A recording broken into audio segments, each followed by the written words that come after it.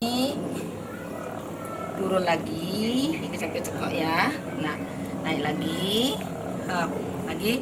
Banyak kesenian tradisional seperti tari Sangyang yang berada di sejumlah kabupaten kini minim diketahui oleh generasi muda. Fenomena ini tentunya sangat memprihatinkan, di mana Bali yang terkenal akan budaya tradisional yang dijadikan paket wisata justru tidak bisa menjaga kesenian tradisionalnya. Menyikapi keadaan tersebut, tokoh seni Bali, Ida Ayu Wimber Ruspawati, berharap ada kerjasama berbagai unsur untuk bersama-sama melestarikan seni tersebut.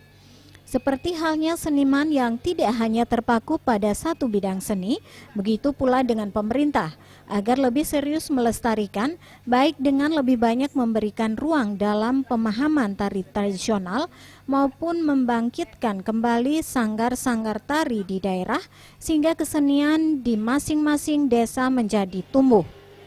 Hendaknya saling mengisi ini, saling mempertahankan begitu. Tidak bisa satu kalau tidak ada perhatian pemerintah ini tidak akan jalan, tidak mungkin.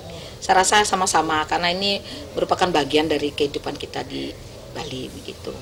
Nah, saya mengharapkan kepada generasi sekarang karena terutama lagi ini khusus kepada penari, sebagai seorang penari jangan segan-segan untuk belajar.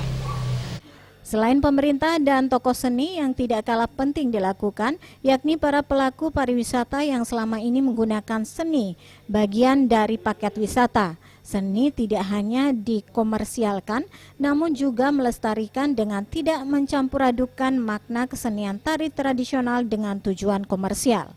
Trimaja, Bali TV.